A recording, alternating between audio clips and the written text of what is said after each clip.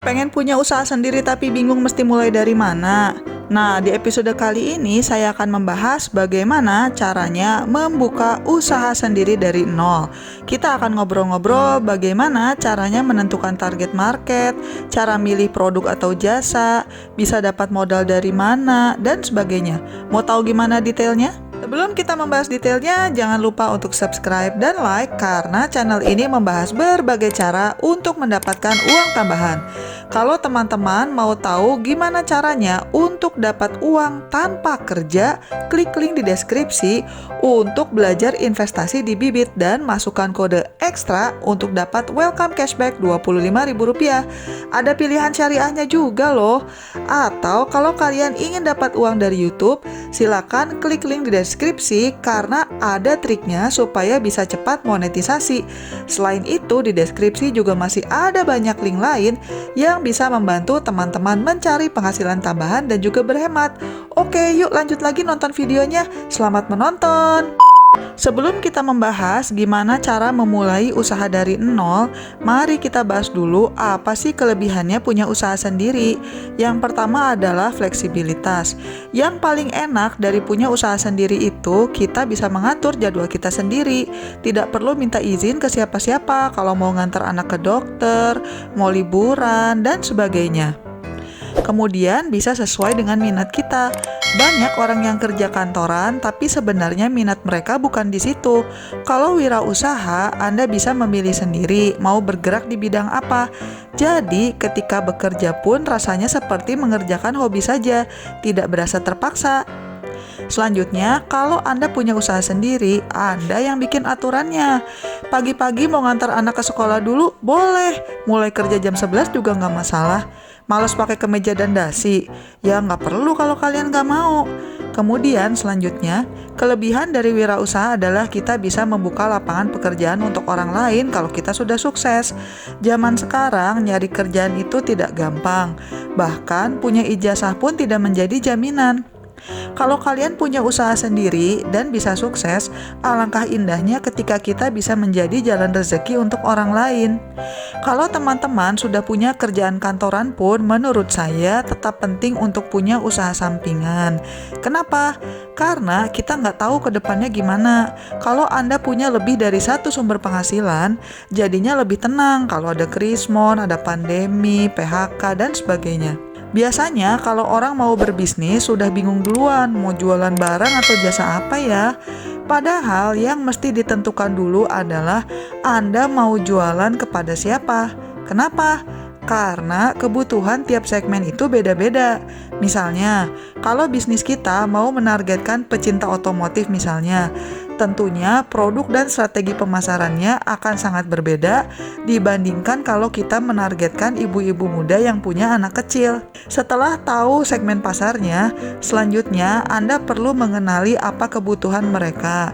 Cara tahunya gimana? Bisa dengan banyak baca-baca di forum, bisa ngobrol sama teman yang di segmen itu, bisa juga browsing ke marketplace atau internet untuk melihat produk atau jasa apa yang punya segmen pasar yang sama. Sebaiknya Anda memilih segmen pasar yang sekiranya masih nyambung dengan minat Anda pribadi. Jadinya tidak akan terlalu sulit untuk mengenali apa kebutuhan mereka. Ini contohnya aja ya. Misalnya target saya ibu-ibu muda yang baru punya anak. Berarti kalau mau jualan produk, yang kira-kira akan laku adalah baju anak, mainan anak, suplemen untuk melancarkan ASI, dan sebagainya. Kalau saya mau jualan jasa, maka saya bisa jualan jasa fotografi untuk newborn misalnya. Kelihatan kan?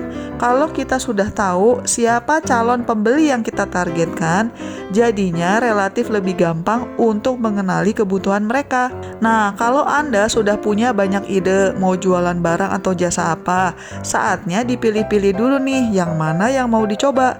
Kenapa? Ya, karena kan waktu kita terbatas, modal kita juga terbatas. Sebaiknya fokus di beberapa hal dulu buat jadi sukses, baru ekspansi. Dan kalau kita mulainya dari yang kecil dulu, kalau semisalnya gagal juga tidak akan rugi terlalu banyak.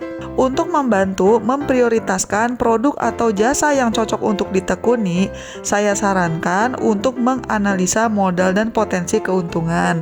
Coba kalian cari tahu butuh investasi awal berapa, biaya operasional per bulannya berapa, dan lihat orang lain di bidang serupa harga jualnya berapa. Dari situ Anda bisa mengira-ngira berapa potensi keuntungannya. Tentunya yang harus diprioritaskan adalah bisnis-bisnis yang modalnya tidak butuh terlalu banyak tapi potensi keuntungannya tinggi. Kalau Anda sudah punya rencana bisnis yang jelas, pertanyaan selanjutnya adalah modalnya dari mana? Kalau saran saya pribadi, sebisa mungkin modali usaha tersebut dengan uang yang Anda punya, misalnya dari tabungan. Kalau memang punya rencana bikin usaha, ya harus belajar hemat lah, jangan keseringan jajan, dan kurangi beli barang yang tidak perlu, atau paling apes pinjam ke keluarga lah.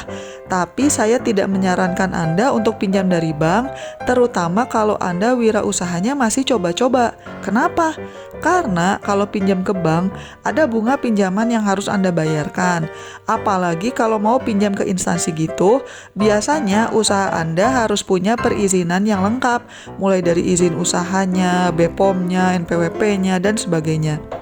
Pinjam ke bank itu menurut saya lebih cocok kalau Anda sudah punya pengalaman sukses dalam berwirausaha dan butuh bantuan untuk ekspansi. Kalau benar-benar masih belajar dan coba-coba mah jangan dulu. Kalau benar-benar nggak punya modal gimana? Kalau nggak punya modal pun, Anda sebenarnya masih tetap bisa mulai usaha. Teman-teman bisa coba untuk menjualkan dagangan orang lain dulu, alias jadi dropshipper atau bisa juga jadi reseller. Silakan klik link di pojok kanan atas atau di deskripsi karena saya sudah pernah membahas ini di video yang lain. Kalau rencana bisnis Anda sudah jelas, selanjutnya adalah pilih nama. Berikut beberapa tipsnya. Pilihlah nama yang singkat, mudah diingat, dan masih relevan dengan core bisnis Anda. Tapi jangan terlalu spesifik juga, supaya kalau kalian nantinya ingin ekspansi ke produk atau jasa lain, nama yang sama masih bisa digunakan. Selanjutnya, gunakan ejaan yang umum supaya tidak susah dicari ketika orang berusaha nge-search bisnis Anda. Hindari penggunaan nomor atau simbol. Di zaman sosial media seperti sekarang, kayaknya bisnis apapun perlu punya sosial media ya. Nah, sayangnya perlu jadi pertimbangan juga nih, apakah nama yang kalian inginkan itu masih ada atau sudah diambil orang. Sebaiknya namanya juga bisa konsisten di berbagai sosial media supaya orang tidak bingung. Selanjutnya, jangan menyengaja pakai nama artis atau nama perusahaan lain ya, karena itu bisa dianggap penipuan dan melanggar hak cipta. Sebelum memfinalisasikan nama, jangan lupa untuk di Google dulu. Khawatirnya nama yang kalian pilih itu kedengarannya keren, tapi ternyata ada konotasi negatifnya. Kalau tipe usaha yang kalian jalankan itu tidak bisa dilakukan dari rumah, berikut beberapa tips mencari lokasi strategis.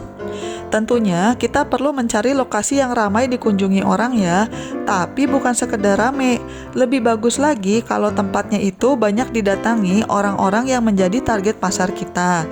Misalnya, kalau mau membuka tempat bimbingan belajar, ya baiknya dekat sekolahan.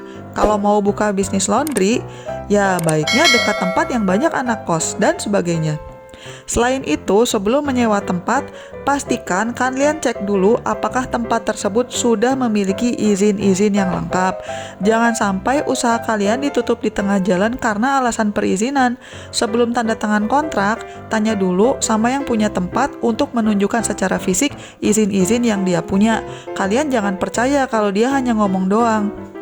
Masalah budget juga harus dipertimbangkan dengan hati-hati karena biasanya bisnis itu gulung tikar karena tidak sanggup membayar biaya operasional seperti sewa tempat dan bayar gaji karyawan.